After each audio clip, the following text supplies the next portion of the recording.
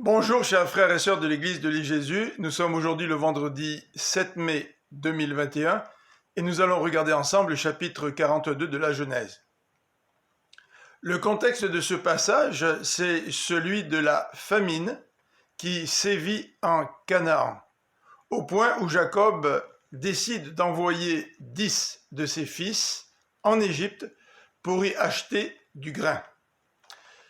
Néanmoins, il décide de garder avec lui Benjamin, le frère de Joseph, qui est le plus jeune de la famille.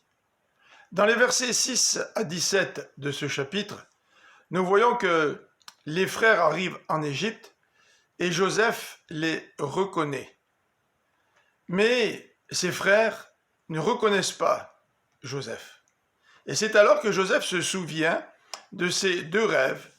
Le premier, celui des gerbes, et le deuxième, celui de la lune, du soleil et des étoiles, qui se prosternent devant lui. Et il décide alors de les accuser d'être des espions qui sont arrivés en Égypte pour repérer les points faibles du pays.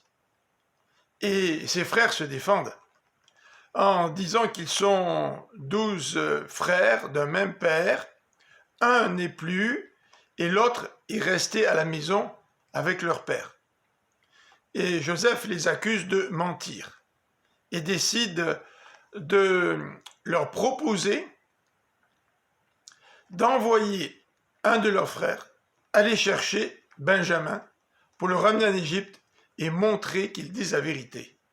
Joseph voulait garder 9 de ses frères en prison pendant que le 10e allait chercher Benjamin. Il les fait mettre en prison pendant 3 jours, et au bout de 3 jours, il les sort de prison et leur propose un autre plan. C'est-à-dire que lui, Joseph, au lieu de garder 9 frères en prison, va en garder un seul. Les 9 autres vont rentrer chez eux avec du blé. Et les frères acceptent.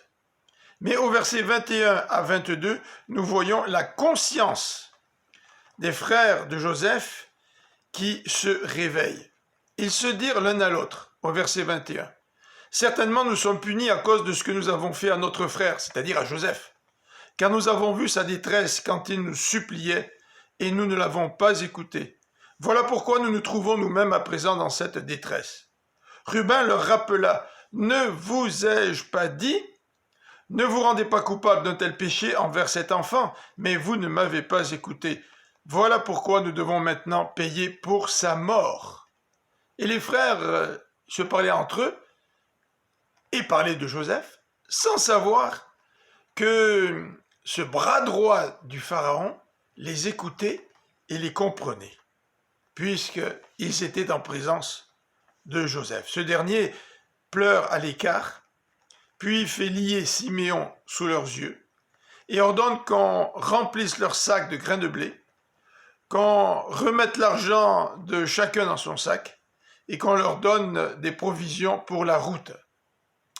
Le chapitre 42 se termine à partir du verset 27 à 38 par le récit du retour en Canaan. Comment raconter tout cela à leur père qui souffre déjà de l'absence de Joseph? Et les frères décident de dire la vérité, mais nous voyons au verset 36 la méfiance de leur père. Voici les paroles de Jacob. Vous me privez de mes enfants, vous, mes fils. Joseph n'est plus, Siméon a disparu, et vous voulez encore me prendre Benjamin. C'est sur moi que tout cela retombe. Jacob n'a pas confiance, et il doute que ses fils puissent bien prendre soin de Benjamin s'il autorisait ce dernier à retourner en Égypte. Donc les frères de Joseph s'opposent à un refus catégorique de la part de Jacob. Demain, ou plutôt lundi, nous allons voir la suite de ce récit, mais en attendant, je vous donne rendez-vous pour la prédication de dimanche sur la chaîne YouTube de l'église de l'île Jésus à 10h. Que Dieu vous bénisse. Bonne fin de semaine.